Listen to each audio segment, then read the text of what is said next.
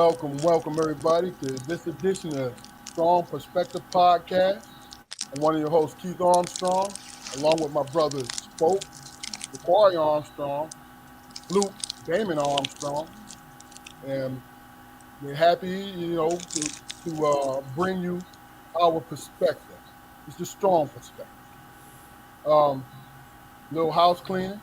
Make sure you go to our YouTube channel, like, share, and subscribe. Take 30 seconds, click on it. Look, we ain't got nothing. We ain't got nothing but gold. Nothing but gold for y'all. Because we are experts in the art of conversation in every degree. I claim that. You want to know why? Because what we attempt to do is actually have a conversation. We push our egos aside, we listen, we respond, and we share.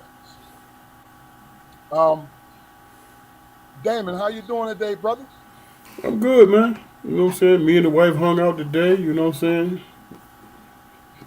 Spent a little money, you know what I'm saying? And everything good, bro. You know what I'm saying? Got the needs met.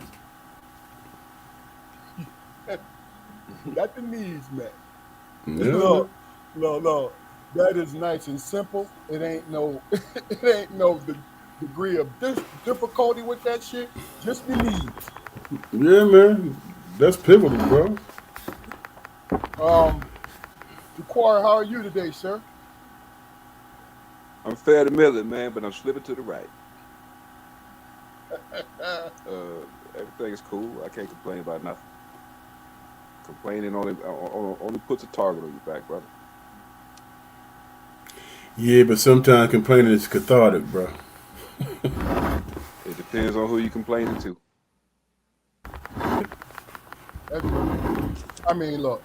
Let me just say this.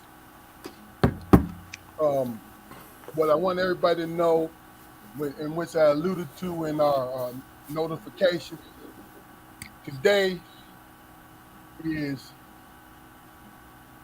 today's episode is to give our perspective on the month of March. Really, is our perspective on life. But if it's something that happened within this month, as we've been going along doing what we're doing, right, that hits us and what we want to talk about, that's cool. I mean, because the prior episode, we've had a great time, had some great guests.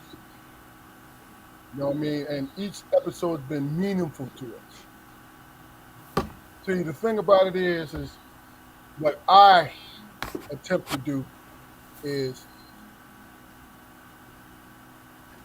allow you to hear me and allow myself to hear you. If we don't come with no agreement after that or something, you've not left anything with me, that's cool. Because guess what? I got so many other attempts in me in which we can share. So tonight's episode, what we're going to do is just share with you some of the things that we perceived and what our perspective were. All right? Um, what do you think about that, guys? Uh, I think it's cool. But yesterday we talked about. I mean, and I just need a couple of dots connected. But we talking about the things that kind of like piss us off, ain't we? Well, you have a choice. Okay. But I kind of I kind of veered away from that. That's an option. Let me put it like that. Mm. That's an option. Okay. Well, You feel me? hey, And not because I'm afraid or anything like that. It's because I was pissed off yesterday. hmm You know what I'm saying? But as I talk to you guys in that hour and a half conversation, and hmm as much as we laughed, I was like, okay, I don't need to spit my venom. You know what I'm saying? Uh, you don't think at the end you should have told us that, brother? Because I I got a did. list. I got a I list of did tell like you that. 15 Hey, things. hey, hey, You know. I did tell you. hey, He started off with the Venom part. He started off with that. Yeah. No, you didn't. Yes, I did. Mm-mm. Because all right, let me put it like this. Mm-mm. Remember me saying to you, I said, Mm-mm. I said, Luke, Ooh, no, you didn't, brother. you know what? I'm used to you only hearing about I bet. 98% of the shit that I say, because you missed that 2% Well, yesterday. you know I don't Hey, remember. 98% is good. Shit. You know I don't remember. I don't remember the majority of my childhood, brother. So a conversation from yesterday. Yeah, I think I'm doing pretty well with what I got. No doubt. No doubt. Yeah, I ain't that's what. far. Hey, Educate, that's what you got me for. Childhood, I remember it. I was Hey, fucking with you, brother. Go ahead. I a friend of mine asked me the other day. He said, bro, how many of your family members have you had on? I said, we had quite a few, because we thought a lot of them to bring them on to share their story, right? Then he said, well, how many of them do they watch? How many watch your thing religiously? And I said, I don't know. I'm saying, Hmm. I have no fucking idea. Now, I can sit here and look at the the the eye, the specter eye, and see it going up and down. 4, 5, then you drop the 2 and the whole 9. I have no idea what family members are watching. I have no idea what friends are watching. I don't think it's fair to put that on them, man. No, I was about to finish. I have no expectations of anyone watching what we do, because if we do something right, if we say something right, the right person is going to hear. Hmm. You feel me? Yeah, I can be. Look, I'm petty and I'm immature sometimes. But guess what? When it's all said and done, when I really and truly just get over that little tantrum situation, you know what I say to myself? Do I really give a fuck who watching? No, I don't. Would I love for a lot of people to watch this? Yes, I do. But getting to the point of giving a fuck? Oh no. Oh no. I mean, do we go in order? You want me to go? You want to go in order, or somebody got to spit that venom out right away? I see where you going. Hey, listen there, man. Whoever tune in, man, you know what I'm saying? I appreciate it. how, It's how as that fit? simple as that. How that fits feel, brother? Defense? Yeah, Safe? that's right. That- Safe? Oh shit! I got my own shit to worry about than worry about other shit. You know what I'm saying? I don't need to. Hey, ease up on the pressure. You know what yeah, I'm yeah. Back it up! Back it up! Back it Hmm. up! saying? Hey, look, hey, keep pause this. When you pause, when you pause, I'm gonna be like, hey man, look here, y'all got to be responsible with y'all shit. Okay, think about it. We represent each other out here, and I got to Look, work Monday. look. Here's the funny thing. You gotta go old school. Say, man. Say, man. What the Yeah, fuck is you doing? Look right at right in the middle. Hey man, no, Kenneth Johnson. Kenneth Johnson. Hey man, no, I don't. What do you think you're trying to do, man? Hey man, I got an image and a faith I got to protect, man. I don't, And then he followed with what? Man, that was silly, man. He was silly, man. that was some silly. That was some silly bullshit, man. It was silly. It was silly, man. Um, I tell you what, I'll start it off. And the thing about it is, what I ended up doing was searching for what I would actually want to talk about. I got a lot of things I would talk about and I can go in depth with, but just to share on this particular our particular platform is this. My heart breaks every single time I hear about a coward going into an elementary, a middle school, a high school, college, and harming children. My heart breaks because those children, and I call them children, even though the kids in college are considered grown, I call them children because they're somebody else's child. And I'm not going to say to you, I don't understand. Because I've been in law enforcement, well, I've been me for 58 years and seen the things I've seen before law enforcement, but I've seen the darker side of people for 30 years, right?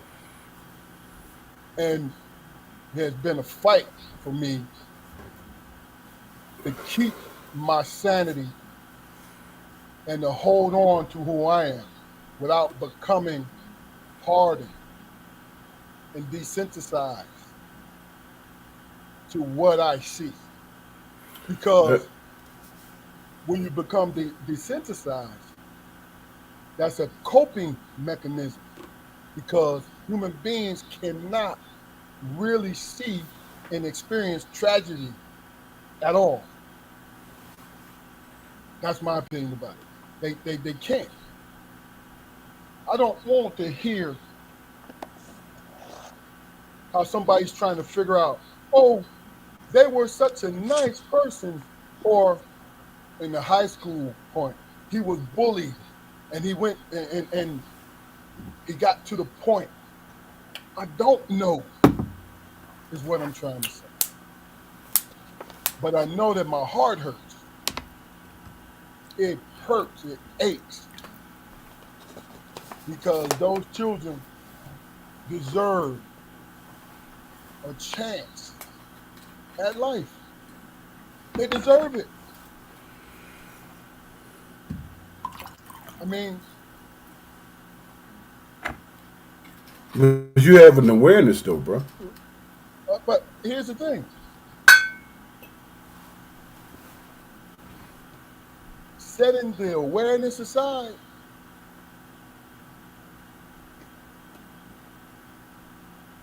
why would anyone ever consider hurting a child because they're hurting? Hurt people, man. Yeah. And children are less likely to fight back, bro. That's a simple Hey, fact. but look, and I understand the logic. I'm speaking, just from a perspective more than anything because I don't have an answer. And I don't think, because, being being somebody that harms someone, you know, that's an objective view. Is that person? You spoke you spoke about desensitization, man. I wouldn't call it desensitization because the majority of the population has never really operated within, the confines of a traumatic scenario like that. I would call it apathy, man, because if a person was desensitized,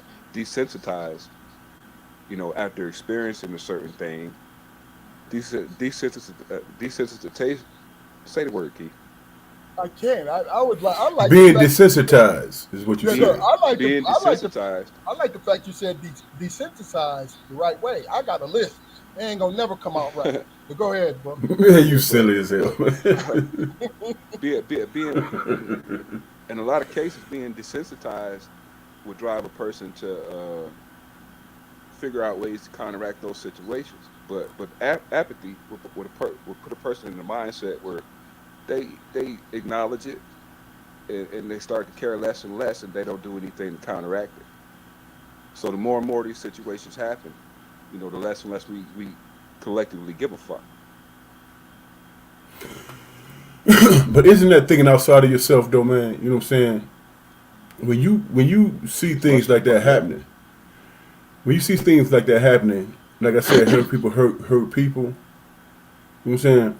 If a person that's been bullied or whatever, and they go out and do harm to other people, you know what I'm saying? They're not seeing or understanding the pain that they're going through. They're just willing to conflict it to others because they're going through it. But if you have self-awareness, you understand that, you know what, I'm going through this thing, this experience, and I don't want anybody else to feel that. You know what I'm saying? You have to be an angry person not to understand that that the pain you feeling is not registering to you, if I'm making sense. You see what I'm saying? If somebody dog you out and say charge you to the game, and then the first thing that pop in your head is,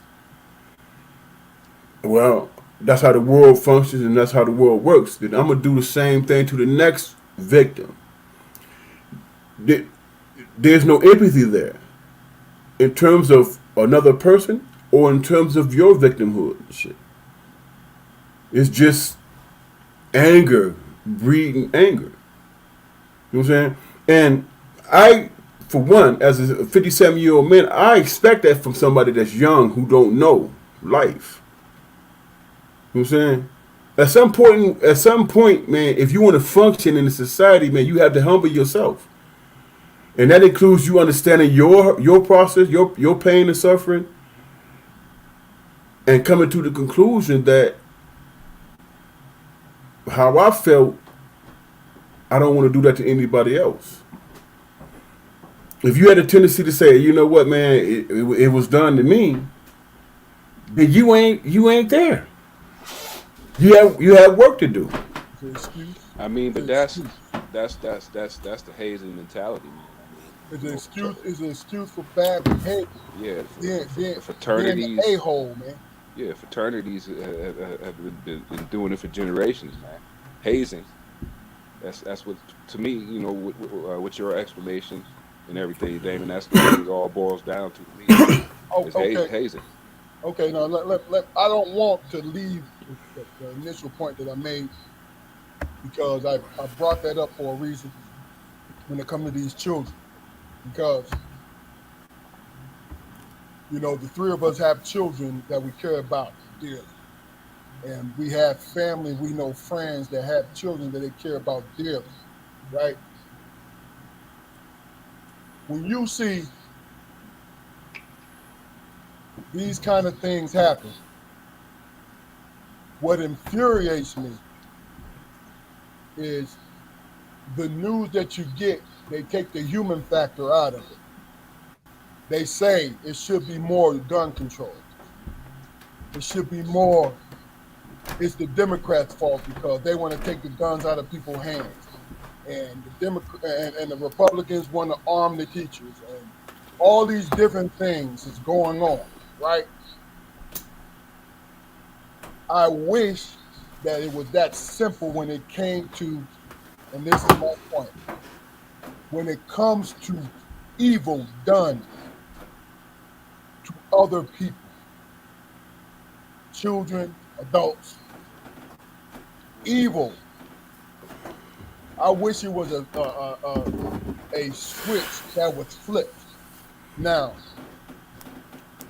a switch in terms of who? The people that's committing evil? Yes. Well, that there, man. Shit, a switch has been flipped. Right, they choose an evil. It's a choice. Yeah, once a person. No, hold on now. Think about it. Is that a switch, or is it something that they decide that that's what the fuck they're gonna do? Excuse me. That's what they're gonna do to someone else. That's not a flip switch. That is a decision that they make. This is what I'm saying to you. It's the same, but it's different. Because you make a choice to live and be the best you can be. And you also make a choice to do bad things. It's a choice. You know what I'm saying? And I don't think people look at it that way. I think they People, look at it. I think this is in general, and this is my layman's view of it, my layman's view, because I only have what I've seen in my purview in my lifetime, right? I've heard too many people say that my life was messed up and they did this and they did that. So I wanted to do it with somebody else. But why didn't you do it to the person who did it to you? For whatever reason, they couldn't do it. So what did they do? They went out. So when I say flip that switch, I'm talking about sense, making sense of what you about to do to somebody who don't know you from a can of paint. You know what I mean? Now, am I advocating go get the person that did something to you? No, that's not what I'm saying to you. I'm saying that people will ignore their humanity just to temporarily feel better. And I really and truly don't like that shit. man, you have to unpack that a little bit, bro, because people are driven to a certain mindset, man. And there was something that happened that made them say, you know what? And it has to be a consistent negative thing, man. You know what I'm Bro, saying? Unless you're sociopathic listen, or psychopath. hold on. Just you said, now think about what you just said. People are driven. People are not driven. Shit happens, man. Life happens It's to that people, too. and it's messed up. No, listen what I'm saying to you. It's No, messed up. It is messed up. I'm getting tired of the narrative of he was driven there. Not saying you're wrong, but that's the only thing we hear. We don't hear, oh, this dude or this woman decided to take their hurt out on somebody that have nothing to do with it. So, are you driven to do that? You see what I'm saying? This is more speculation. It's nothing that I got hammered on that what I believe. No, this is speculation. Like, yo, how can you even say that to me? Because what we do as human beings, we try to figure out where we are. So what do? We grab on the first thing that we think makes sense, so it don't drive us crazy. I don't see the use in trying to find a sense in it at all, man, because it's senseless acts. You know, to try to work out the mental gymnastics. You know, is you kicking yourself in the ass. Yeah, Yeah. but doesn't that breed hopelessness though? But people, It look, only breeds hope. It only breeds hopelessness. You know, if you are not actively trying to figure out a way to counteract it.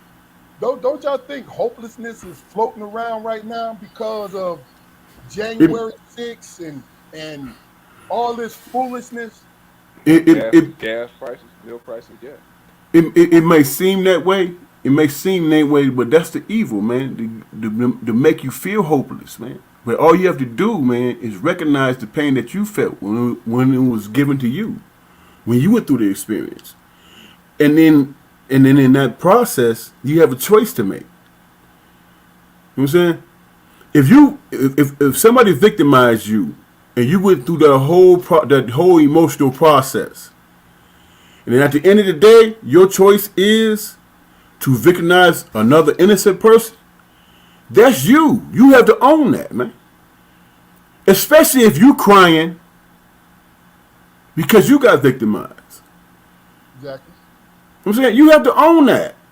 And in owning that, that's a choice, man. You know what I'm saying? That's a choice. Why would you go out, if a person go out and destroy another man's life in their home? You know what I'm saying? And when it happened to them, you know what I'm saying, they screaming the loudest. Hey man, hey dude, you know I ain't no snitch, but if y'all know who victimized my kids, then I appreciate it if you let me know. And you putting money on the line. You know what I'm saying? The only thing you care about is when it happened to your ass. But if it's somebody else, you charging it to the damn game. But guess what? Everybody, everybody recognizes when they hurt or somebody that they love is going through something. Everybody recognizes that. Think But about when it happens to somebody else, they want to charge it to the game. think about what you said. Now, you asked me when I said flip the switch. You pretty much told yourself exactly what I was saying by flipping the switch. I wish we could flip the switch because what you said was people, when it happened to them, Yeah. they want restitution, they want retribution, they They want, you know what I'm saying? But when they do it, oh yeah, charge it to the game. You know what I mean? Or if it's somebody they don't know, charge it to the game. Come on, dude. Let me Hey, ask. look, this is why I was on the fantasy side of it. I wish it was a switch that could be flipped and stay that way. You know what I'm saying? That's all. You know, I want You, look because it's not realistic. Go ahead, Jacor. yeah. Let me ask y'all, man. When was the last time either one of you heard or seen a revenge plot, a successful revenge plot, where a victim actually made his uh, his or her what you call it, assailant get his comeuppance? When was the last time you ever seen that? The And I asked good, the that bad, question. and the ugly. Yeah, movies. I've never seen Movie, it in real life. not in And real as a life. matter of fact, I just had a group discussion about that. This is very same subject yesterday. There is no revenge. Revenge is nothing but a concept. You know. So yesterday I had a conversation. I'm talking to a room full of young men who really can't understand that. You know, once somebody hit one of yours, you know, instead of them going out and exacting revenge on the person who committed the actual act, they're willing to touch anybody that's in that person's orbit, and they want to say that that's the street code. It And I'm is a like, shortcut. It is bullshit. But go ahead. yeah, that's I mean that's fucking cowardice, man. Because if this person who committed this act is in jail, if you so hot for revenge, why don't you go to jail and deal with it? If you're willing to make sacrifices, if you're willing to sacrifice an innocent person's life, why don't you go that extra step and put yourself in that person's space and then get your revenge? Revenge does not happen ever. You know, it's just Well, one senseless act. It's just one senseless act for another senseless act, and that's how like generational neighborhood beefs get perpetuated. here's what's crazy, man. Um, you talk about revenge. Okay, I've never been put in a position where I had to, you know what I'm saying, do the revenge thing, and I hope I never be in that position. But when you in that space, man, and you hurting, and you're going through that whole process, man. Of course, you want revenge. You know what I'm saying, and not even knowing how it's going to affect you in the you know what I'm saying, and as far as the end result, man, you don't know how it's going to affect you. Mhm. Hey, somebody did something to somebody you love, you want them dead, they die, and then you sit back and you think, okay, am I satisfied with that? You know what I'm saying? Did that did it appease me? Mhm. Did it make So me whole? You so know what I'm so saying? do you have can you discern the difference between revenge and justice? No, man, they fucking, they are, let me put it like this: justice is the redhead stepchild of revenge. They definitely eat My at the same table. yeah, and I say Well, that to say this is what I say: justice is actually catching the actual human being that done it, and they get prison time or whatever happens. That's justice to me.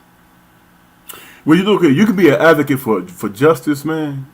But at the end of the day, do that bring back your loved one or whatever? You know what I'm saying? No, but That's it's a real. healthier it's a healthier way to find a solution than revenge is. It'll help you move on, I think. Well, here's the thing for me. You know what I'm saying? Just speaking on the personal note, when it comes to revenge, I don't give a shit, man. I really don't. You know what I'm saying? If my mindset is on that, based on real life shit, real life tragedies, I'm gonna do what I got to do, and I can live with it. To who? To what do you mean? To who? Are you willing to put yourself in a position to where you can exact revenge on the specific person, or are you willing to settle for a person that is in that person's orbit? No, no, no, no. It's directed towards the person that did the deed, Okay, that's and justice. I'm good with that. Revenge is putting the bullet in anybody that motherfucker know. That's my opinion. I can see how you could. I I can can see where go. you're going with it. I can go with that. Yeah. And you know what? But I have to make that determination though. No, you don't. Yes, I do. I have to make that determination. No, If somebody harms somebody I love, do I go back to his family and do cause That's what Jaquari is saying. by right? today's standard, That's what Jaquari is by saying. today's standards, that's Yeah, completely but gone. yeah, but what that is, man, it's just mean. What that is, man, is that breeds hopelessness, man. You know what I'm saying? It's what is. Do I get appeasement from that? I don't know. I never been in that position. I don't know. Hopelessness is an end result in But all it, cases. Hopelessness is an end result in all cases because going back to what Keith said, and you alluded to, man, the decision has already been made. I'm gonna throw my life away no matter what. Revenge yeah, is but justice. either So way, it's a hopeless. domino effect, Yeah, yeah. It is. So and something that you have to live with. You know what I'm saying? yeah, yeah. People convince themselves to live with anything. You know what I'm saying? They convince themselves to live with anything, but at the end of the day, you know what I'm saying? What you do, what your actions does, is affect everybody that's in your life. That's real. Mhm. That's what Of it course. does. Of course. You know what I'm saying? I think the So if I go out and I go out and get revenge, my son is gonna come back and say, "Well, I ain't gonna never see you outside of their prison walls again." That affects his life. You know what I'm saying? So that's where justice comes in. When you expect the law enforcement to do their job, and then try to find satisfaction from that, try to gain satisfaction from that, and tell yourself that's justice. Oh yeah, we all on the same page with that. You We know. definitely all three of us on the same page. the best example I can think of, man, is the subject matter that we was talking about yesterday about Unc. Get it? Yeah. Could have been bad, man. All right. All Yeah. right. You see many conclusions we jump to Could have without been the real. facts. Could have been real bad, right? Yeah. Yeah. Without the Yeah. facts. No I, doubt. No I doubt. wish I wish we could talk about it, but I mean that's not something that we do. Yeah. All right. But look, let's move on from my topic. We'll probably come. We can circle back around if y'all want to say something at the end. All right. Now, who we got up next? Jaquari, Fluke. Which one of y'all want to go next? Go ahead, Jacoy. Okay. I'll be back in a minute. I mean, hear what you got to say first, though. Okay. Well, I got a Twinkle list. balls. I got a list, bro. Go ahead. This dude, man. Hey man, really? Hey, look, my fault. That slipped out. That was '90s humor with what I just said, folks. That was Whatever. '90s humor. Oh, shit. Hey, he ain't turned his mic off, folks. So he's like, motherfucker. Yeah. Oh, shit. Yeah, like I said, man, I got a list of 6, 7, 8, 9, 10, 11, 12, 13, 14. I got a list of potentially 14 things that I want to talk about, man. And can you hear me? Yeah, I can hear you. How you Okay. gonna pull that shit off, boy? Well, I mean, well, shit. I'm talking about you got the list that you want us to speak on all 14, or you just want to just Well, I'm getting throw them out into it. there? I'm getting into it, brother. You got to let me finish. Wow, you got a plan. My bad.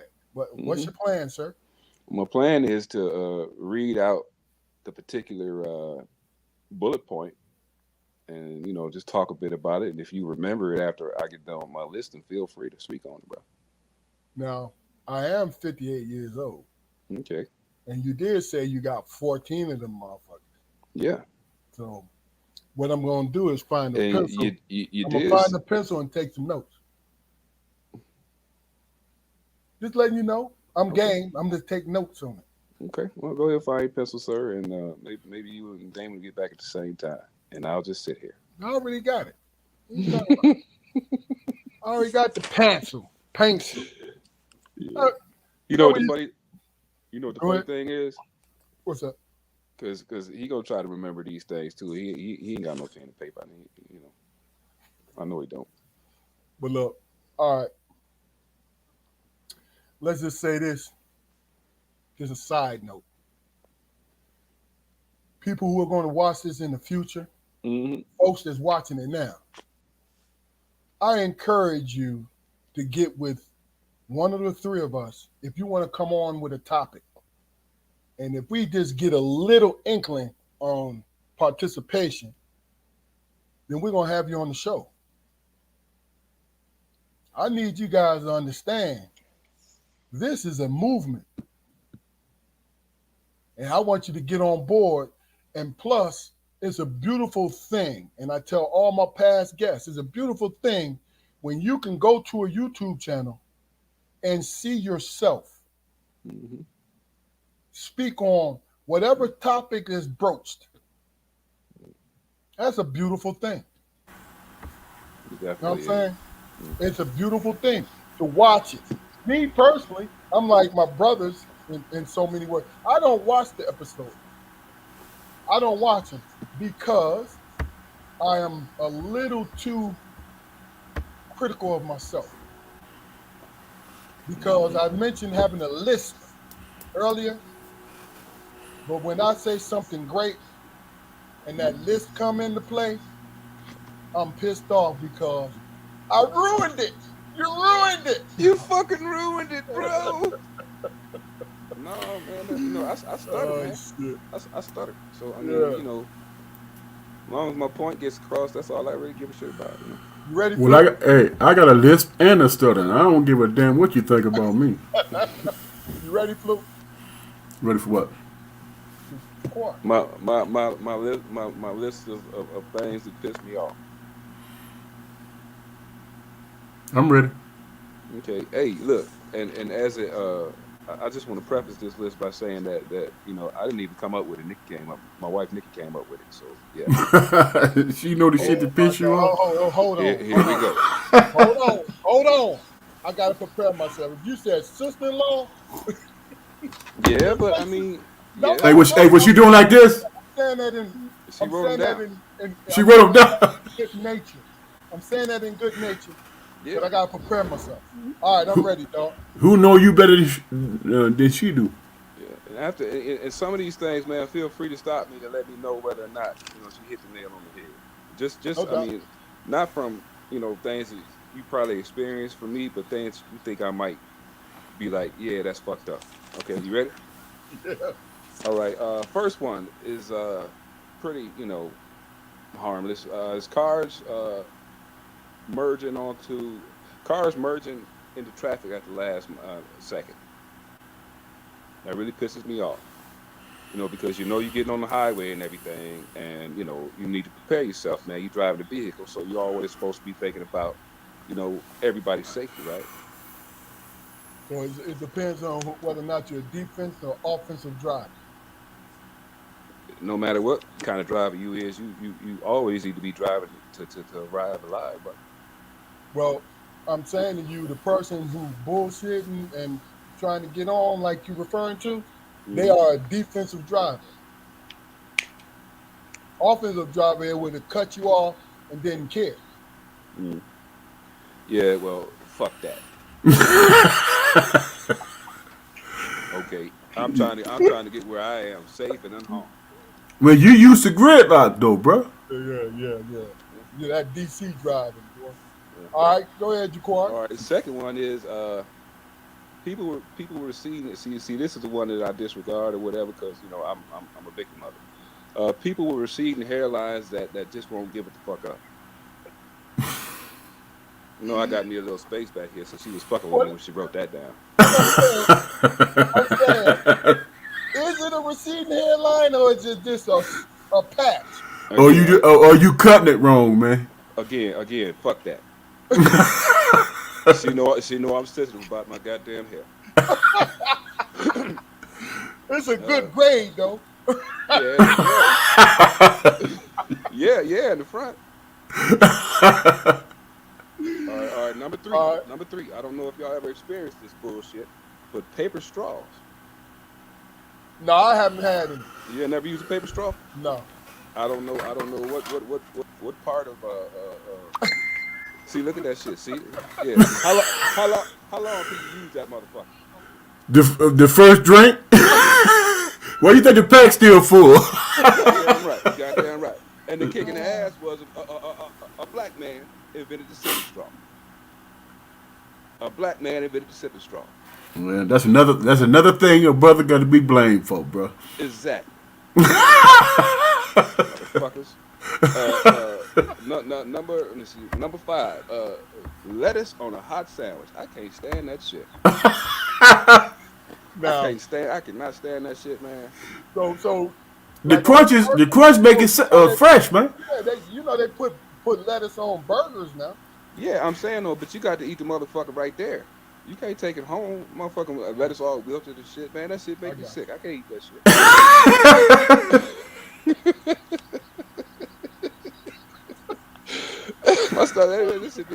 My stomach be flipping all over the goddamn place.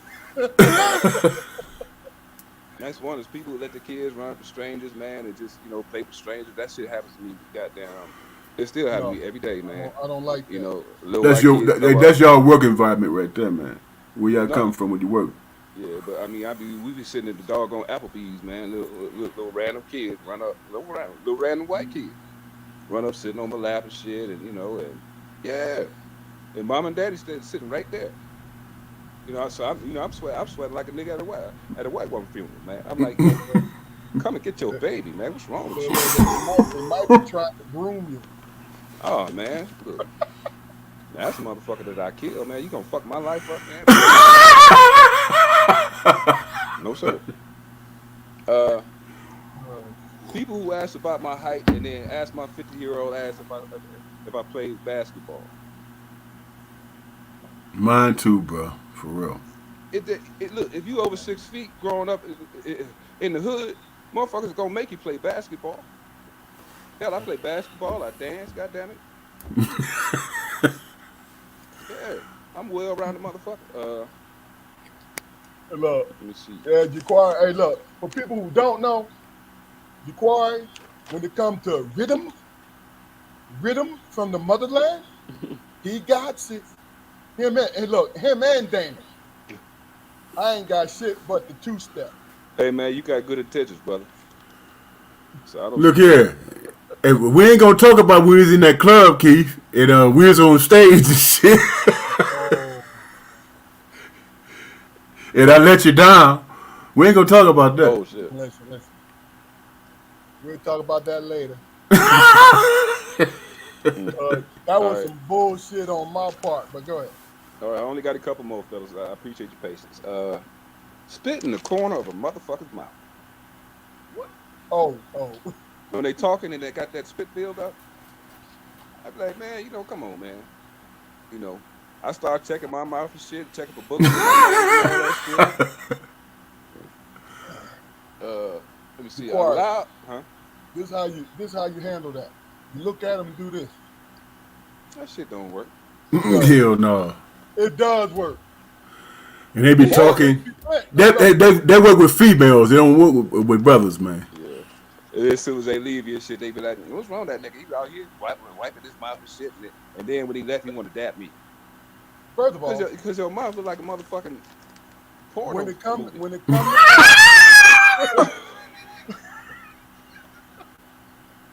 God damn, Smoke. that shit turned my stomach, man. I can't. look, here's rule number 1. When it comes to men, ladies, understand this. Young boys growing up, understand this first fucking rule. Always be honest with another man. Yo, brother, get that shit from out the corner of your mouth. Right. You got to say it. You gotta say it. Because I care about Hey, it. hey, bro. You keep bullshit. That shit look very nasty, man. And you're talking to me. The people who I choose to have those conversations with, man, I care about those people. When they leave me, I want them to be on point. That's all I'm saying. Hey, with a sister, all you got to do is this. She be like, what? Yeah. All right, and the last one is a loud motherfucking nigga who think he funny. Wow. Hey, look, let me tell you something. That one meant something to you. It did. Because you threw that N-bomb out there with Yep. impunity. Yep. He said, nigga. Yep. And I got an example. Anybody who watches this podcast know I went to a historically black college, right? Uh-huh. So I'm sitting in the classroom, man, and it was a psychology class, man. I was failing shit out that motherfucker, right? So it was this dude, old country, country folks. I love country folks, man, but when they're extreme, I hate them motherfuckers. I ain't gonna lie to you. But no, I'm just but this dude, the first day, it was amusing. But this dude in the middle of the class or whatever, teacher lecturing and everything, he yawns, he says, sleepy. And everybody busts out laughing, right? And it kind of cut the tension in the classroom a little bit. So, that day, we was able to move on, fairly comfortably, right?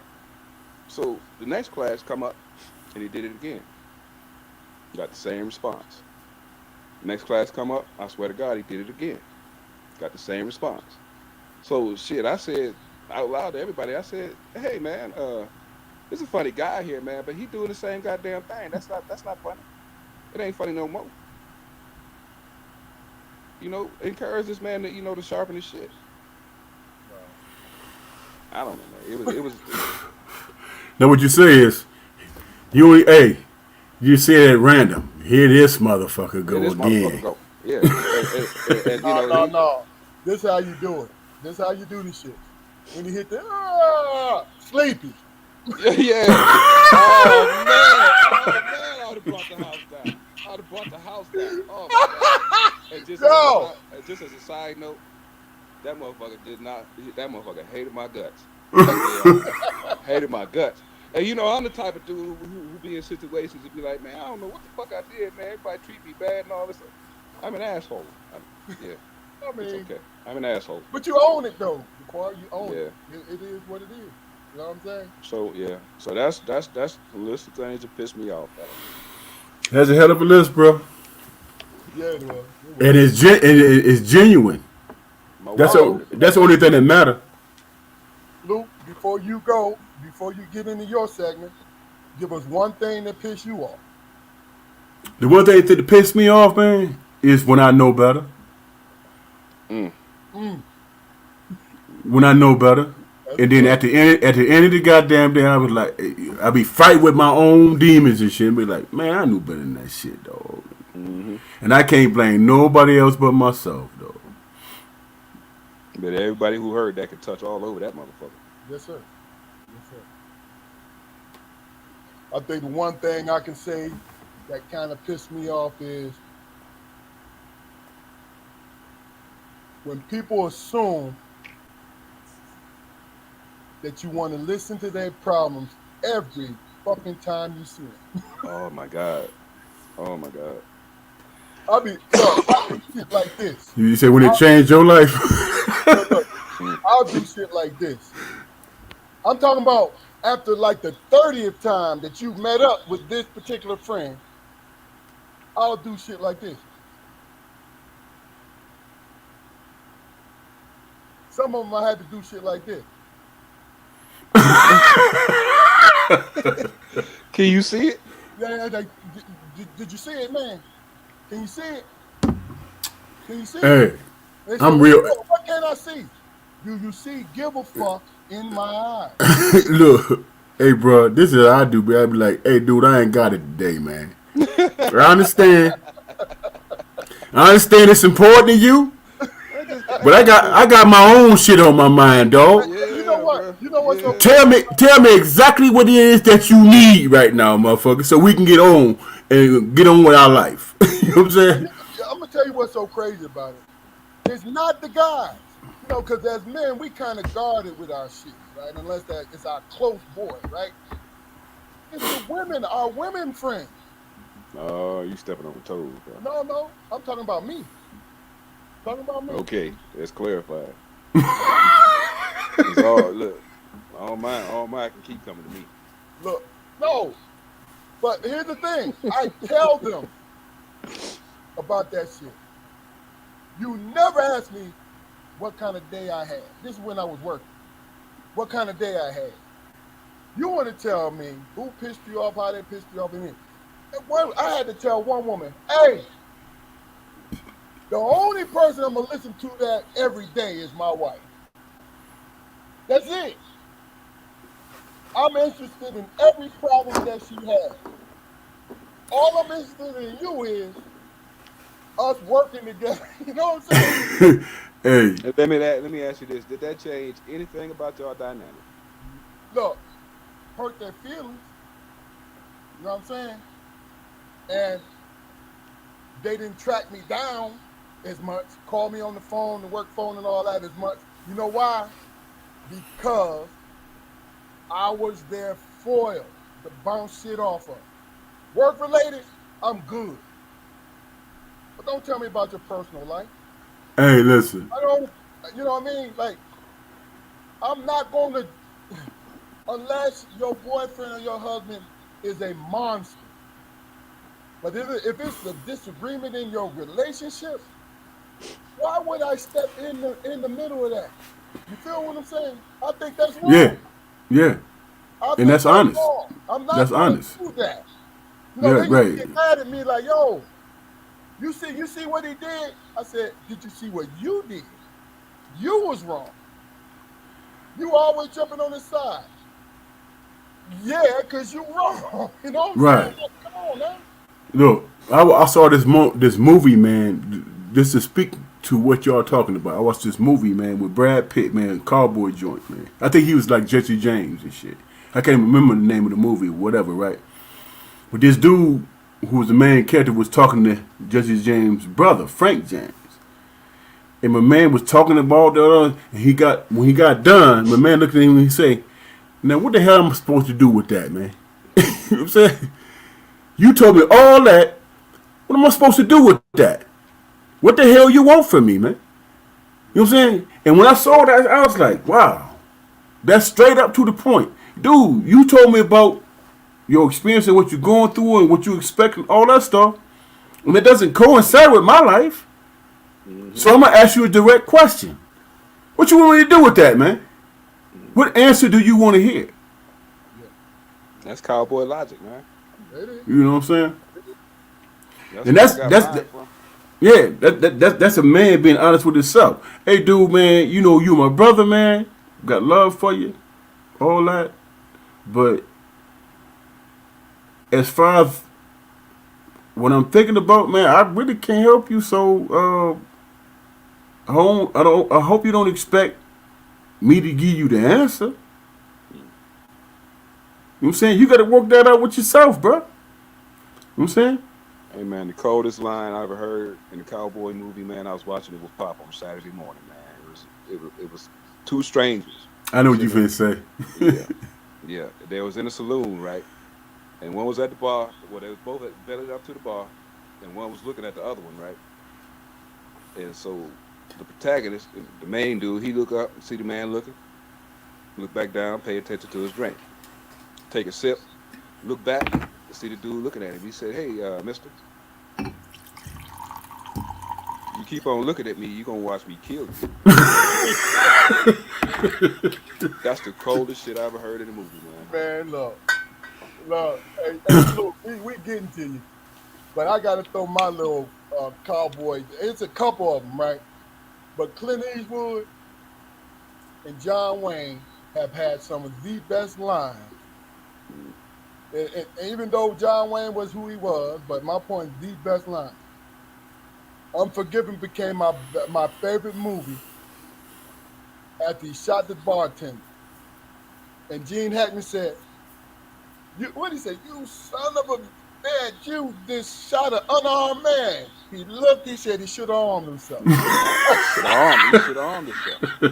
What he did, no. But that's real life, though. Man, Ned. Yeah, what he did to my friend Ned. I'm like, makes sense. Yeah. He posted Ned outside the saloon on the board, dead. So yeah, he had a bill to pay. Yes, sir. And when he was walking out, riding the horse out the top, he said, "I'm gonna come back and kill all your kids and your wives and all this and your dogs." I'm shooting everything that moves. Everything that moves, man. I think, man, it's something Pop had said to me, man, years and years ago. He was like, "Hey, man, you know, I understand as a man you have to address certain things, but in reality, son, the one thing you got to understand is what's gonna get you to the next day." You know what I'm saying? That survival thing. What's gonna get you to the next day? Not giving up your manhood or any of that. See, when if you get into it with a brother, man, who all about that, and you be like, "All right, bro, you know what? I tell you what, I'm gonna go on about my business. Just leave me alone." They think that's weak. That's weak. What they don't think about is that you thinking about the consequences of your actions, fucking with this dumbass dude. Man, excuse my language. You know what I'm saying? There's consequences to your actions, man. Mm-hmm. Now, we all in our 50s, and we survived it. Never did prison time. Because we understand there's consequences to our actions. You know what I'm saying? The right balance is understanding what's worth the you know what I'm saying? Whatever. You know what I'm saying? Somebody hurt somebody I love, I'm willing to go there. That's just hands down. I don't even think twice about that because that's how our dad raised all three of us. We just that. But if there's a situation where you're like, "Man, I'm not finna deal with that clown ass shit," it's clown shit. And do you work and survive the next day? And I don't think, man, people, especially in this country, they don't realize as a black man. You know, the one thing that I hate most, man, is when women say he ain't no man. How the fuck you know that? You don't know what it takes to be a man? You understand what I'm saying? So when you see something, as a woman, you see something weak, "Oh, that's a weak nigga. He ain't no man." How you know? How you know he ain't maneuvering and shit? How you know he ain't maneuvering? How you know he ain't taking a stance on, "You know what? I'm not finna kill this dude, man, because it's gonna take away from my brand new child." You see what I'm saying? Because you can't raise no child from the penitentiary, dog, or the grave. So if you love that child that you produced, or that your child produced, you have to strike the right balance, man. And the one thing that people don't realize, man, a man is that dude who can walk away from some dumb shit. And all three of us know that. But the cat who trying to be on that ego shit, they'll never get it. No, man, I need you to respect me as a man, so you pop a nigga, a brother. You know what I'm saying? Instead of saying, man, this clown, man, he ain't finna do nothing. Let me walk away. And what is all the other clowns who will never pull a gun on somebody gonna do? Oh, he's scared. Who ain't scared of a fucking gun, man? You know what I'm saying? Like Pop told me, I said, hey man, what if somebody put a knife on me? I said, man, what if somebody put a gun on me, Pop? He was showing me the arts and shit. He said, run, son. It makes sense.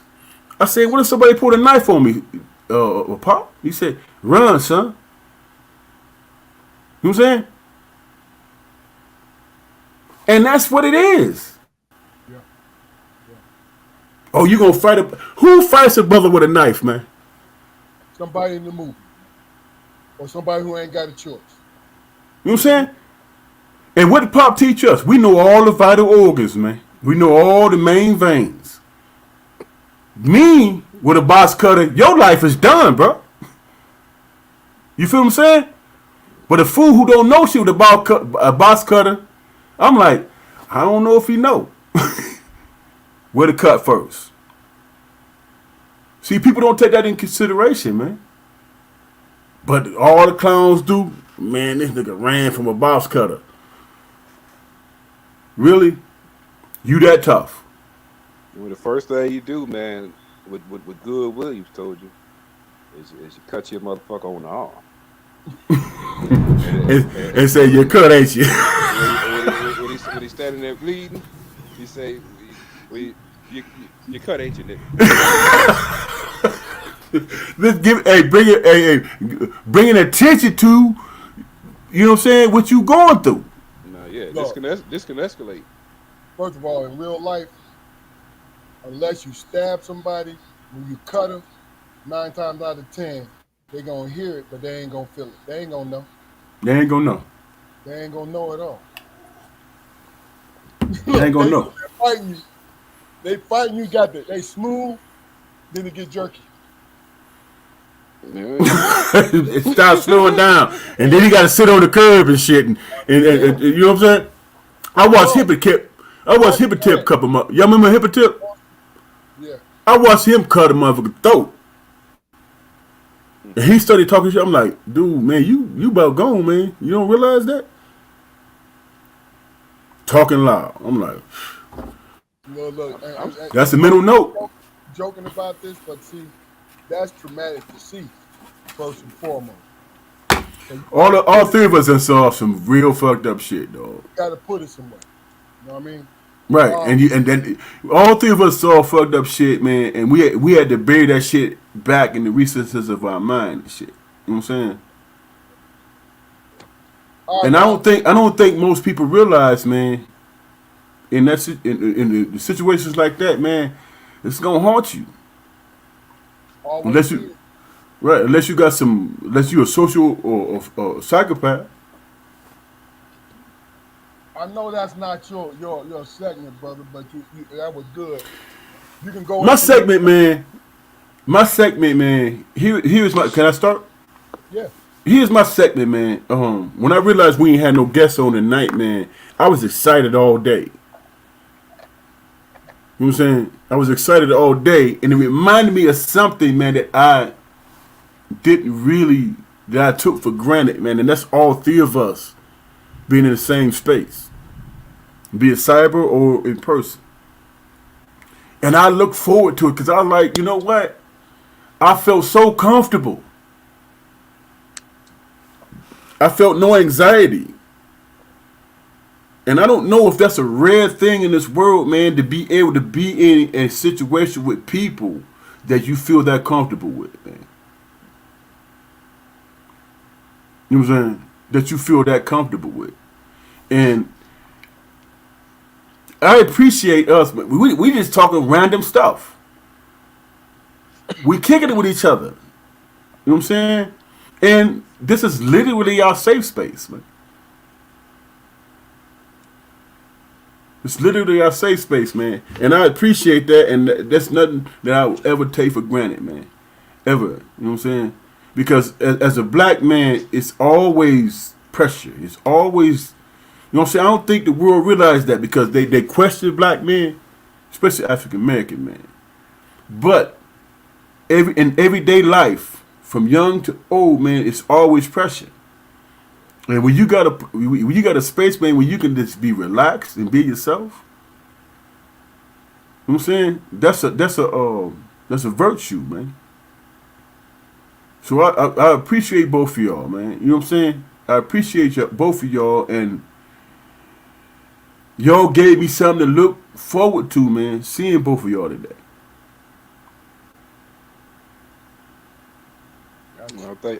I appreciate you too, brother. I love you. Oh yeah, definitely. I tell people all the time, this is my shit. This has always been my, to see y'all at least twice a week and just chop it up. Hey, Keith. What's up, man? You eating on one of them Star Mist, brother? I am chewing on some gum. With your old ass. What flavor is it? It is spearmint. Old ass. Damn right. Eating on some granny flavor gum and shit. Listen, He said granny flavor. What is that? Black licorice and shit? Yeah. I bet you got your pocket full of squirrels too, don't you?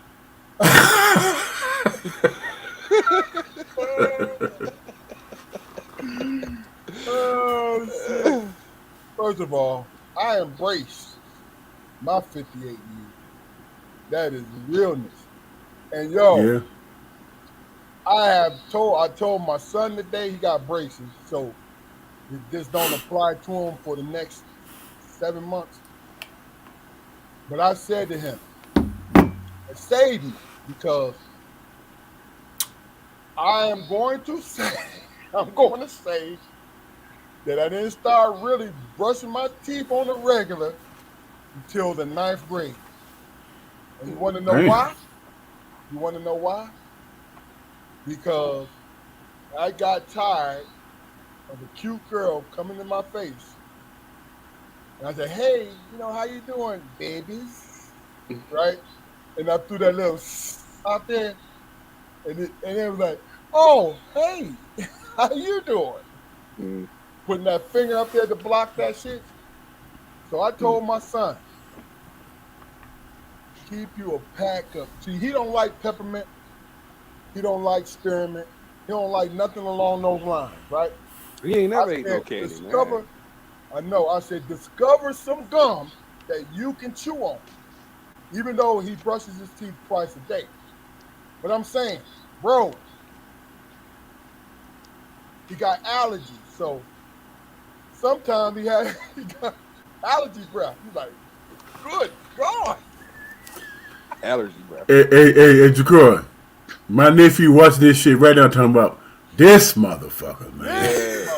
This motherfucker. No, as soon as you be talking or whatever, as soon as you leave the room, you be like, fuck you, Dad. Fuck you, Dad. Dad is such an asshole. You really and truly are. Mom, Dad's an asshole. Hey, no, hey, Keith. What the hell is his problem?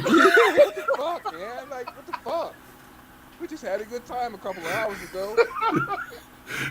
Y'all talking about everybody, and when it came to the bad shit, you brought my name up. Really? Why? Why, Dad? Why?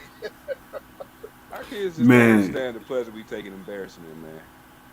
Look here, man. Here's the thing that's funny. Here's the thing that's funny to me. Let me just say this real quick. Y'all both all three of us was raised with John Armstrong. Stop playing. He didn't give no quarter. And sister didn't give no quarter. What did mom do?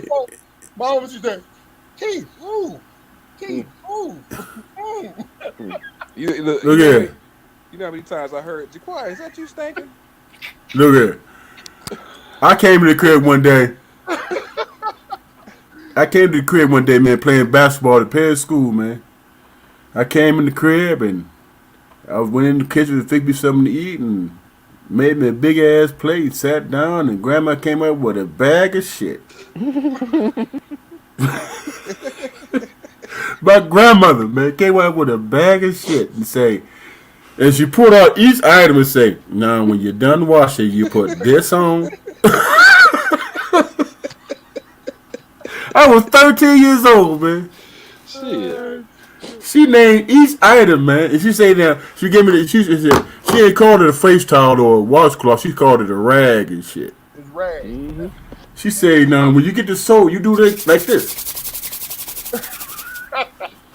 and then you wipe everything clean, okay? And when you're done, you come back down and let me know that you done, and I'm gonna check. Yeah.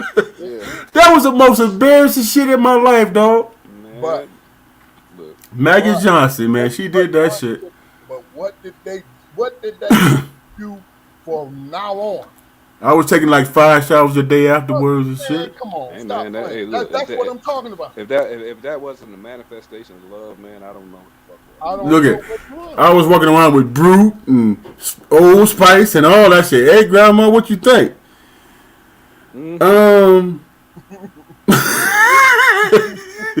Did you put water on your ass? And soap. That's real shit, man. Get in the shower, turn it on, Oh, man. wet your body up, and use soap. She gave instructions, Jaquan.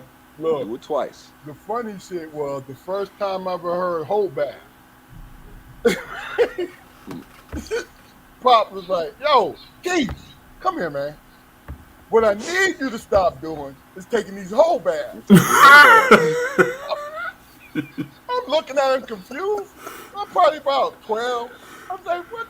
A whole bath? I said, what is that? He told me what it was. Man, I laughed for about I said, because why I laughed was because that's what the fuck I was doing. It was a whole bath. Yeah, it was a whole bath. Yeah. He said, he checked me one time. He said, hey, son, you take a bath? Well, I said, yeah, I washed up. He said, what the fuck you mean you washed up?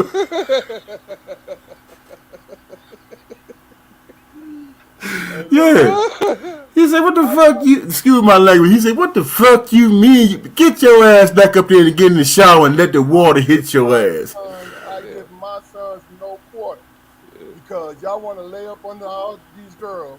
You ain't got no business smelling like the world, man, at all. At all. You know what I mean? Poppy used to be like, you took a shower, folks? Like, yeah. Come here, let me smell your hair. There it is. There it is. Yep. Look, people out there, when it comes to your boys, smell their hair. Because the hair has to be washed before anything. You know what I mean? But if it's smelling like old mustard, tell them to get in that shower. It smell like the outdoors and cut grass and shit. You ain't washed your head. You ain't washed your ass. Shit. If it smell like you ain't paying no attention to your shit. Man, hey, man. I'm going to tell you, bro. I'm going to tell y'all both, man. Our uncles, man, the ones that passed, whatever, man, they was honest with us, man, about every motherfucking thing, dog. They said it. And we walked around all offended and shit. This and that, you know what I'm saying? But they was saying the real shit, the right shit. You know what I'm saying? They was saying the real and right shit. I mean, yeah. You know what I'm saying? I appreciate that, man. I do. I guess she was in a place where you can handle the criticism, man. But you know, whenever that's all you receive from a person, man, you know, it makes it hard to get along.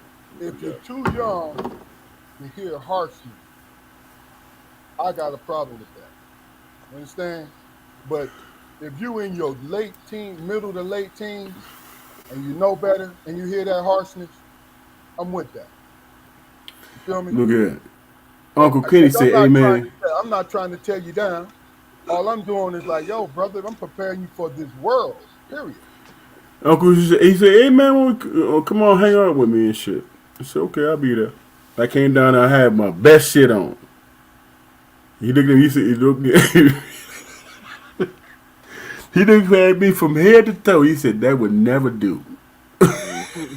If he went in his closet, started laying shit out. And I'm like, hey man, you don't think you being offensive? See, yeah, I am, but you ain't going nowhere with me looking like that. Cause I own some slacks and some goddamn tennis shoes. He was like, no, man, we ain't doing that. Hey man, Kenneth Johnson asked me. I thought I was looking sharp and smelling good and shit. Kenneth Johnson asked me, man, you ready to go work on the farm, bro? I'm like, hey man, fuck you, man. And then he would ask you to wear your best shit to work. Yeah. Hey. I remember he came and borrowed a pair of sneakers from me, man, and kept us on my bitches for like a month, man. I'm walking around the house without no goddamn shoes. I ain't go outside or nothing. Look, I'm gonna share something with you. Hey, here go a funny story. When Uncle Essie bought his 3 silk shirts and shit for a whole month, he was like, hey man, when I'm gonna get my shirts? Remember, bring your shirts, man. Right? So he finally bought them motherfuckers, but Uncle Essie washed them motherfuckers. And Uncle Kitty looked at him, he said, them yours.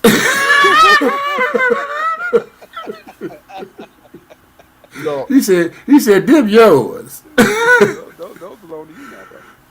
Right. look, I told both of y'all this before, but I'm gonna share this with everybody out there. Growing up, being an extra large man, right? Because I had muscular thighs and calves, and then I'm, 6'5" and better. So they didn't make clothes, off the rack clothes for me.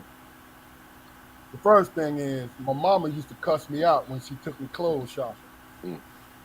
I remember that shit like yesterday. We were sitting there trying on clothes. I said, Ma, I ain't gonna be able to fit that. Go ahead and try it on, Keith. Let's go ahead and try it on. I come out there, shit look crazy, right? She looked at me, she said, Keith, it don't make no goddamn sense. You already in the Huskies. First of all, Right, with the grammar, same color shit. I said, look at me.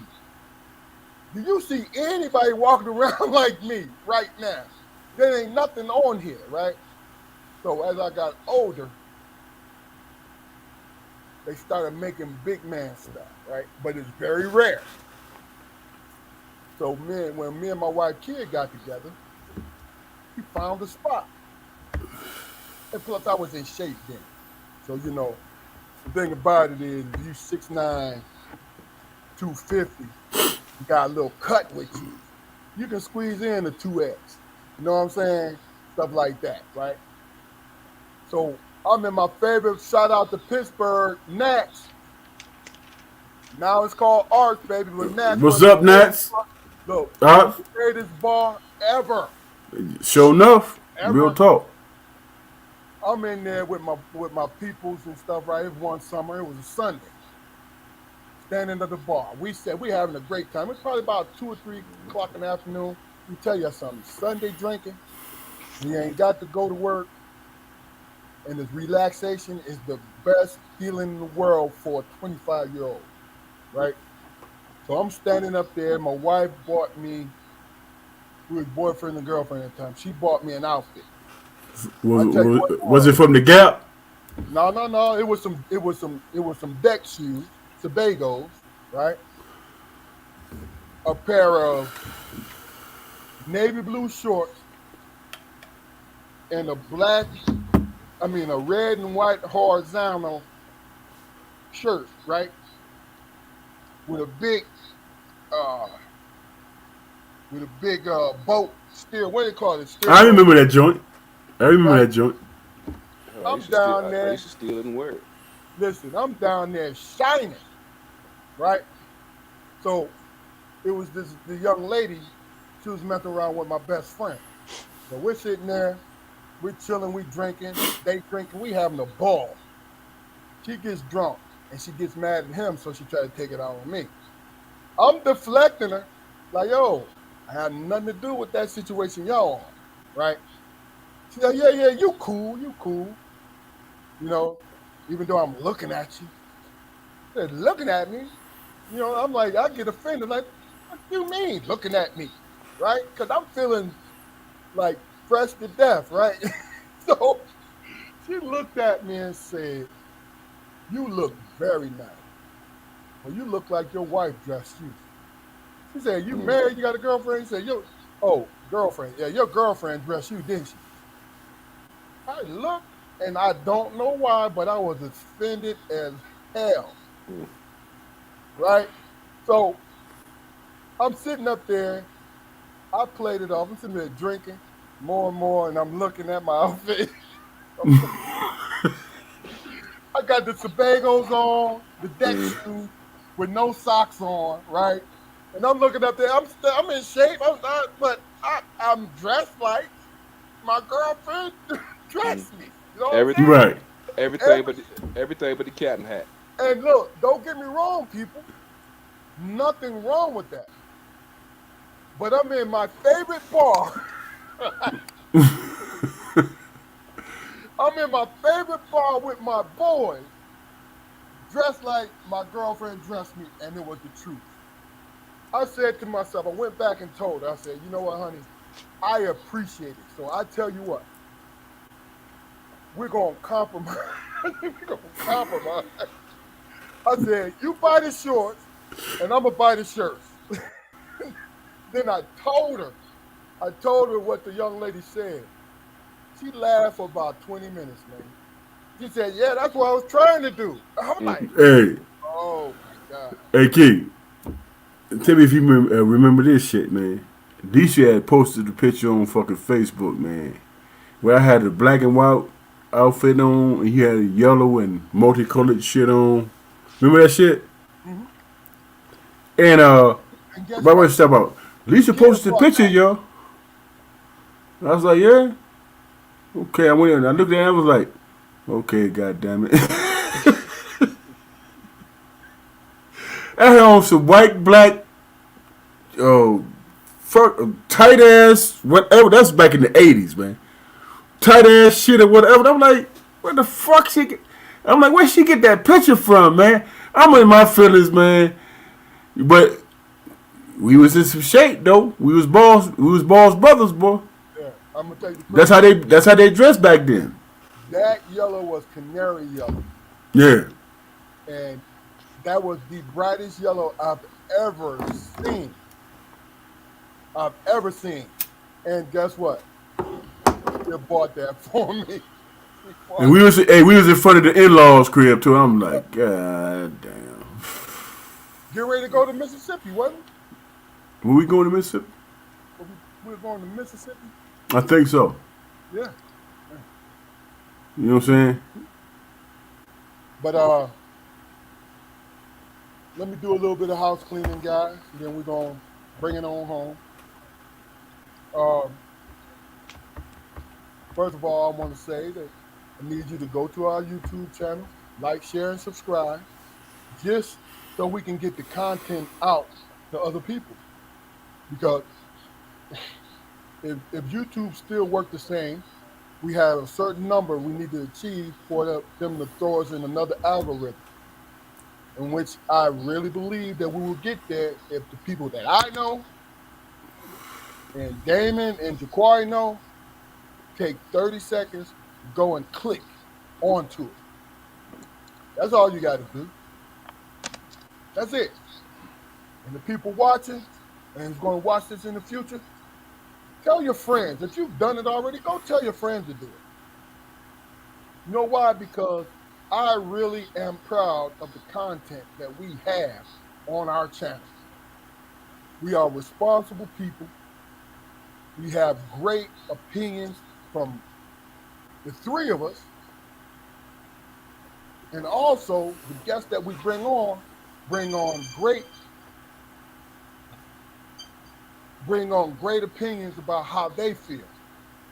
Because our show is for them. So go ahead and go like, share, and subscribe. And I want to say earlier, when I said I don't give a F about what's going on, I needed you to pay attention to everything I said prior to that. Because I really mean that in the sense that It don't drive me to show up here. And if you take it in the negative sense, that's because you want to take it that way. You want to have a reason not to do it. You want to be the person to say, I would, but he scratched his left ear when I was sitting up here getting ready to pay attention to him. Because that's just how insignificant it really is. But I love doing this. Guys, you have anything? Yeah. Yeah. Take my hand. Let Come me with take you to love land. It's come with me, baby. Let me take you to Love Land. Let me show you how sweet sweet it could be. Sharing your love with Quarry. Listen. float on. Come on, I hear you, bro. Me, girl. Hey, You fucked up the backup singer, too. I thought. no, because I wanted to say,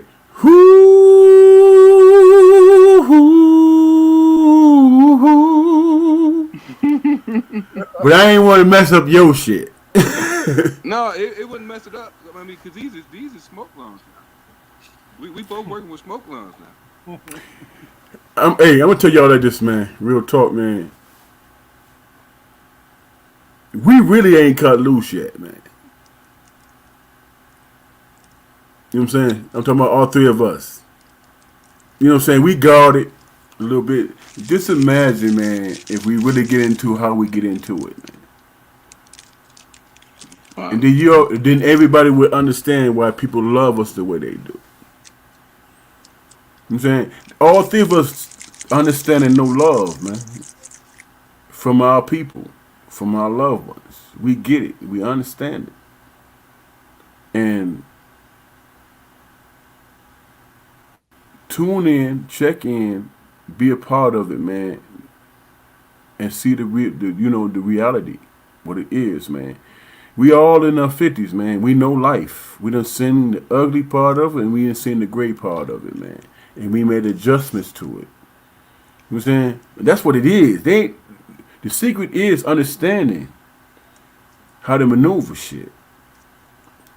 We are actually masters at it, man. But we need y'all ass to tune in to press us. You know what I'm saying? Push us to talk about who we are. You want to know me? Ask questions. Don't speculate. That's what they do now. You know what I'm saying? Young people who don't know any better, who's trying to find themselves. Get with brothers who know themselves, man. Know thyself. And y'all see that part of us, man,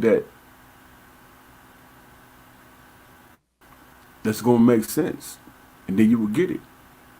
Because all three of us are successful guys. Do your homework. Pay attention. We are. It don't get no heavier than that, man. Hey! I've been doing Capleton, Bounty Hunter. You know what I'm saying? All them cats. I've been listening to them, bro. I listen to them when I work out. Capleton and Buju Banton. I played some for my grandkids when I was down there. I mean, How they feel about it? Because my kids. They played. I'll be sitting around and they be playing that shit, but like, where they get that shit from? You know what I'm saying? People pay attention to you, man.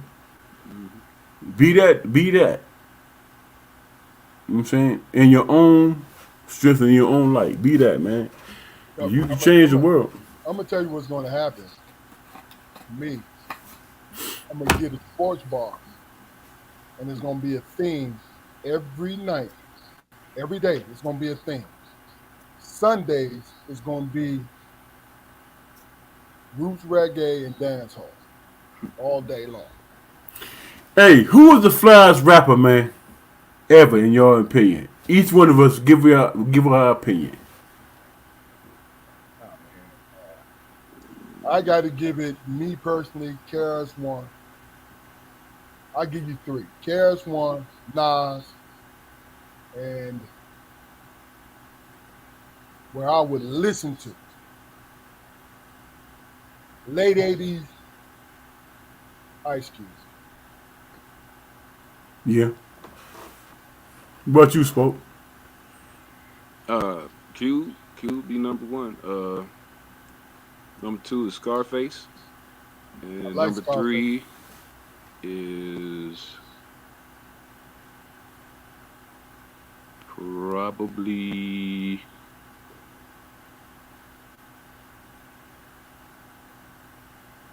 it's hard for me to come up with a third. Come back to me, man. My number one, man, is Public Enemy. Because of that conscious thing. Group, man. I thought you said rapper. Okay, Chuck D. Okay. Chuck D, Scarface, and if I think about what's happening right now, Young Boy,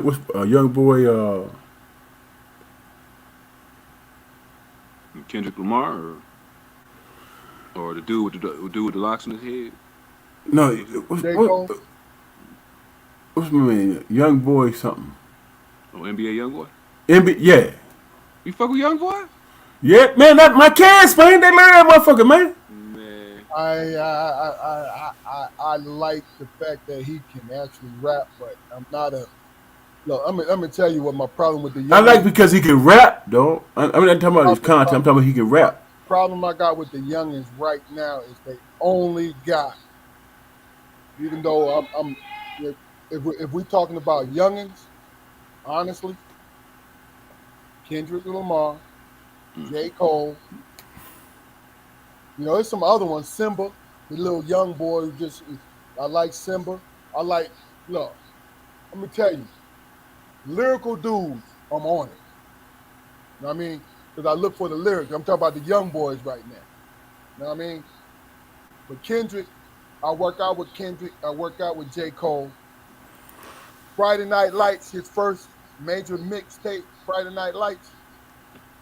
I worked out. I walk and I work out with that. You know what I mean? Kendrick's Good Kid, Bad City. Look, my son hit me to him. This was 2011, 2012.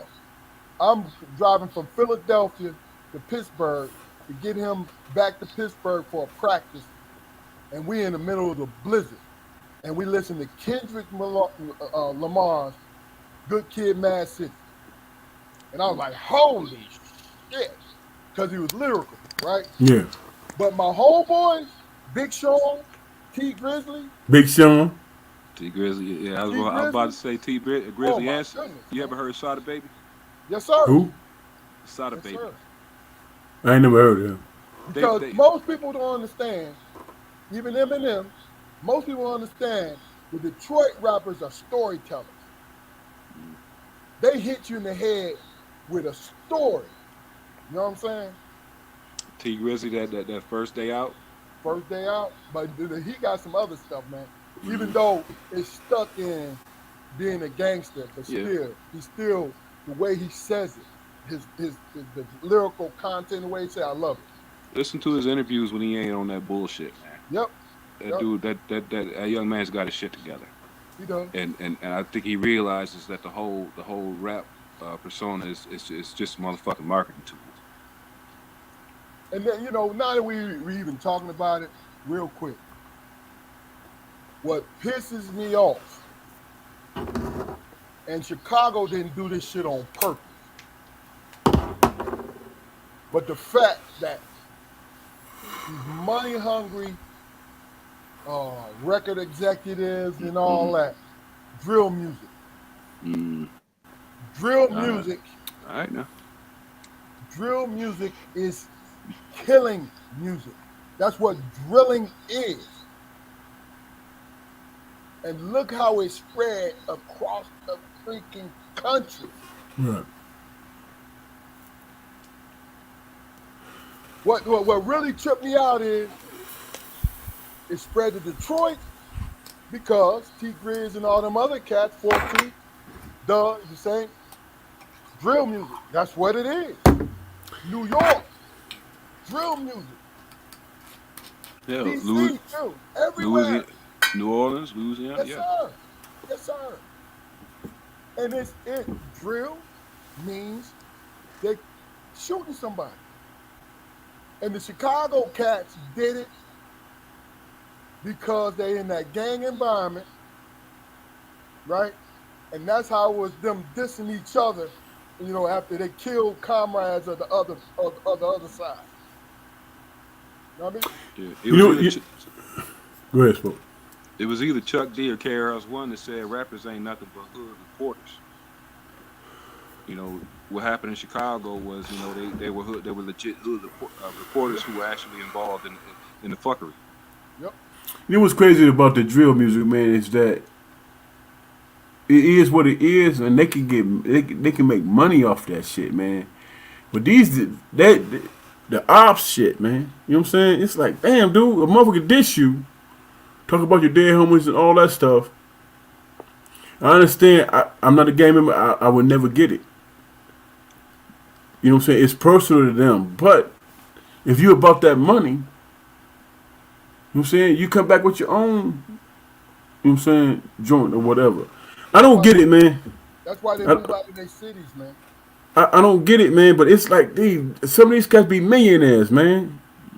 That's why they move out of their cities. You know what I mean? And get broke off like that. Now, Keith, what's his name? Keith Chief? Yeah, but you see. Is he the only survivor of that shit, man? No, it's some other ones out there. But here's the thing: Chief Keef became rich and moved to Los Angeles, which is what he was supposed to do. He was right.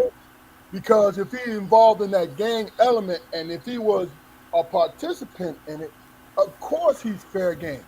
Just knowing because of my police background, knowing about what was the FB something duck getting murdered in an expensive part of downtown. The Gold Coast. Yeah, they did it wrong. But they did it real wrong. What bothered me, man, it was one night, man, this probably about 4 months ago. And listen, young folks, I'm not looking down on this shit. I'm not doing anything. This is a personal observation of a survivor. You looking at 3 survivors of shit, right? But what's so crazy about it is how many Chicago rappers, good Chicago, like lyrical Chicago rappers, are dead. That shit is crazy, man. It is crazy. And it's starting to spread where? Across the nation now. It's crazy, man. These cats, man, these cats got the bag, man, and still dying like that, man. Yeah. You know what I'm saying? But what happens to the bag after they get killed? Their families don't get that money. They don't. And there's that. Back to the record company. It does. Hey, but man, how you be on yachts, man, and in the Caribbean and doing whatever, man, and you still on that street shit, man? You know what I'm saying? You know what? Being young and immature. You know what I'm saying? I have never, out of my 57 years, man, I have never, ever, man, seen young, successful motherfuckers die at the rate that they dying, man. Man, it's but that's the goal, though. That's the goal, though. I mean, that's the goal to success. Is to get on by dissing somebody and ride that wave for a little while, and hopefully, well, not even hopefully, eventually you get killed in the hood, in your hood, that they'll name a gang after you, like O Block, goddamn Book of World, and all that shit. I'm gonna tell you the crazy thing is, I don't love myself that much. But for a motherfucker to be like, strong, big dog world. No, sir. And I'm not making fun. I'm saying to you, I am living to live my life. You know how much money they be throwing at them cats, man? I couldn't imagine. You understand what I'm saying? I get it. All I'm saying to you, what I'm speaking on right now, is not the choice that they're doing it, but the fact that it's being put out there that's accessible. It's accessible to our youth, right? It's right there. They don't even have to go, they don't even have to do the search bar in YouTube or Instagram or none of this because it's thrown at them every single day. You know what I'm saying? And it's a fantasy. It is a fantasy. Now, the one thing, the good thing out of this is the rappers are actually getting paid that bad. That Not shit is all of crazy, them. dog. Not all of them.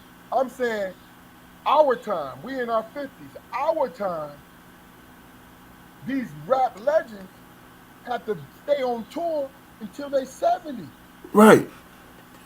You know what How I'm much saying? money? How much money do it take, man, for you to change your life and your family life, man? And see, that's the thing. To The change young, that, the young is the coming out. legacy. The young coming out of them streets, you don't know. And this is my assumption. This is not fact. But you getting all this money at one time, right? Because if I was 21 years old, and if I made it to the league at 21, right, I would have wasted a whole lot of fucking money because I was not old enough to handle a whole lot of money. I would have paid my taxes though, but my point is, jacking off at 21, But jacking if you off had, that money. if you had the wherewithal, man, to go to your lawyer and say, "Hey, man, make sure my taxes are straight," That's my point, dog. you had the wherewithal to live life, man. You know what I'm But, saying? but my point That's is, practical though. but that's if you listen to your parent. Now, if you're a single parent, right, or you're a parent that's riding the same wave that your child is riding and get drunk off of it, because parents can get drunk off of it, because they sacrifice all that time, and that son is talented, and that son gets that bag, right? And then all of a sudden you become noticed. Your wife becomes noticed because that's your boy. Here's the You know thing: I what I'm don't saying? think these young cats You don't become realize, man. Here's just one thing I don't think these young cats realize, man. Based on how the world is today, man. Do you know how difficult it is, man, to get and maintain somebody's attention and shit, man?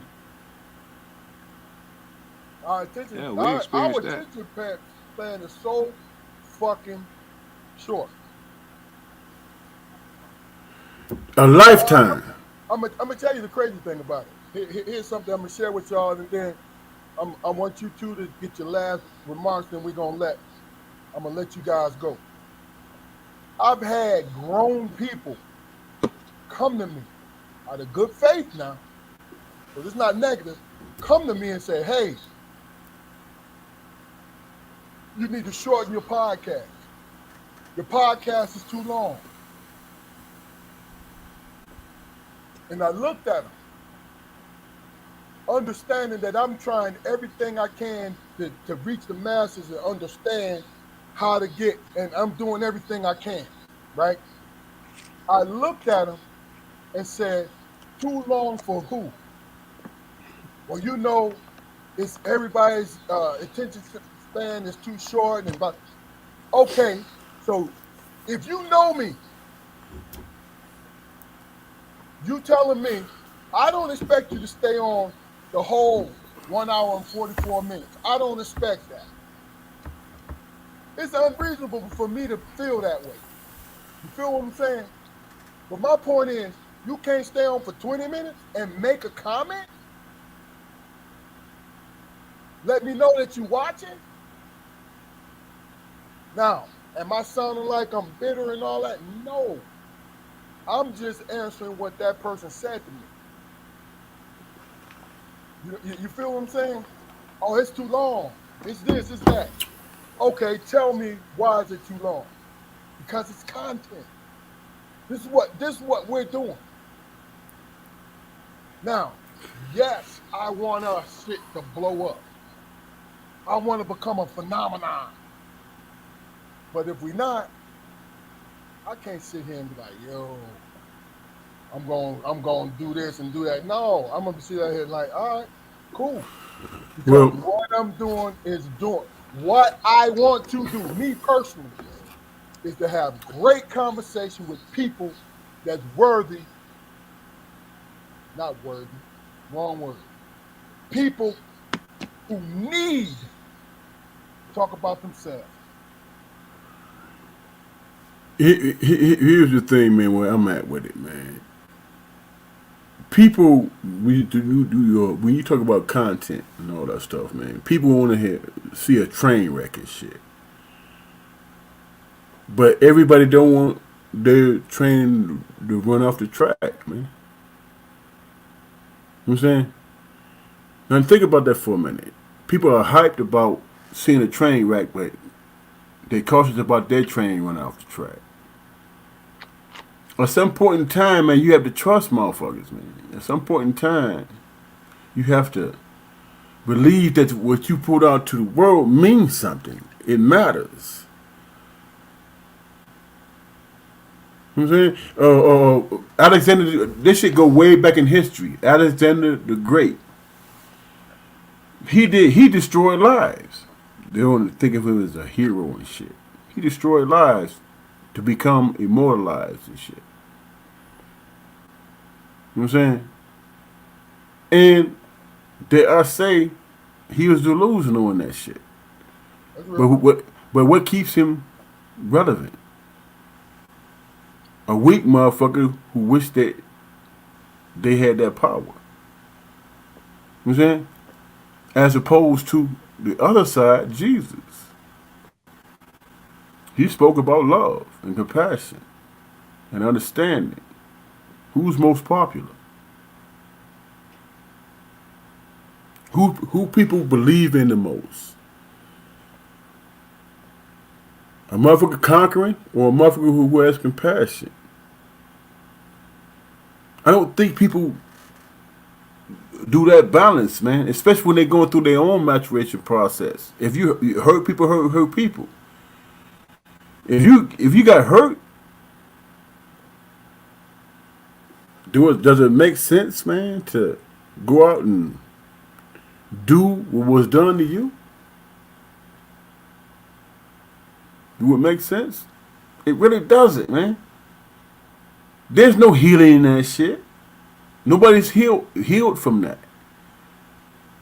Nobody understands humanity. Nobody understands the real message. The real message is all of us, 8 billion plus, has a purpose. And we all on this earth to have understanding.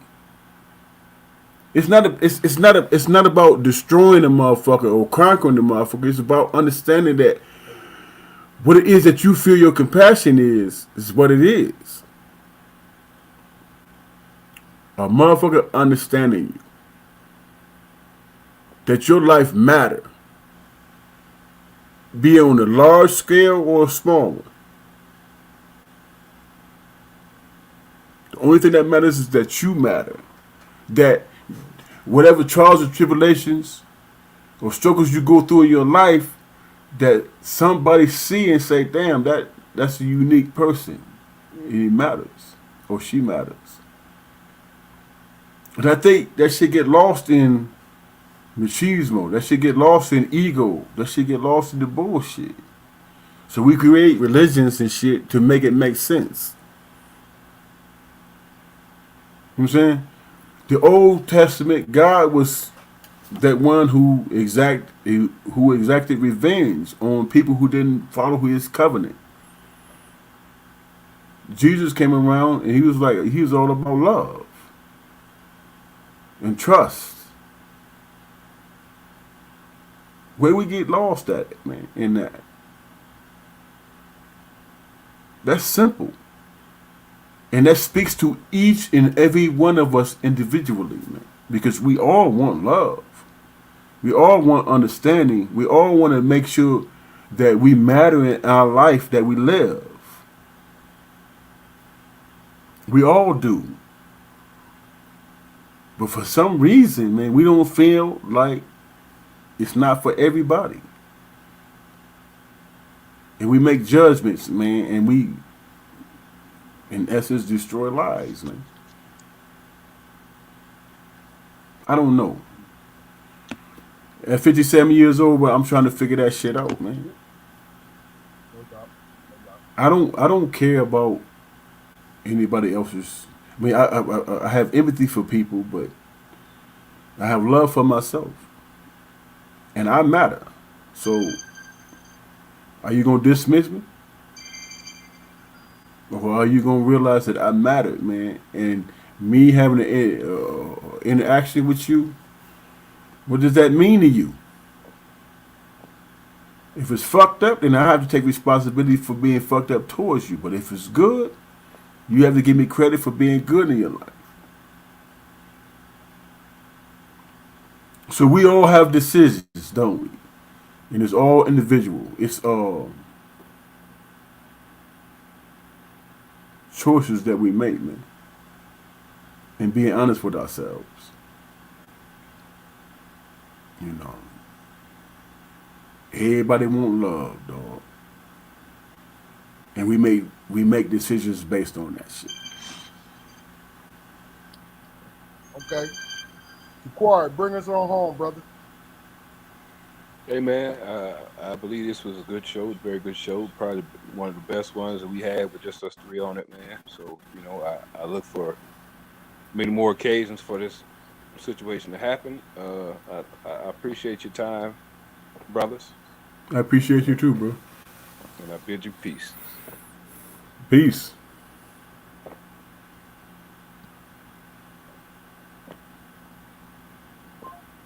All right. Excuse me, I had to answer that phone call. Hey man, I feel bad, man. I'm all in my feelings and shit, man. Because what I've been through, man, this last weekend in the fucking hospital and shit. You know what I'm saying? So if I got a little too dramatic or emotional, I apologize for that. No doubt. No doubt. No, yeah, shit, that's really you, man. Shit. Express yourself. You know what I mean? Um, Listen, this is Strong Perspective Podcast. We enjoy what we do. We enjoy that you guys tuning in. We're gonna find out later about us. That's cool too. Love y'all. Keep working. Keep striving. You know what I'm saying? Tune in next week because we're here every Friday at 7:30. We try to be consistent for you guys. Get in touch with either one of the three of us if you want to come on, or you have an idea, or you just want to appear on the show. Talk to us because we're here for you, but we're here for us also. All right. Listen, this is Strong Perspective Podcast. Thank you for tuning in. And much love to everybody. We're going to be back next week. Fellas, peace.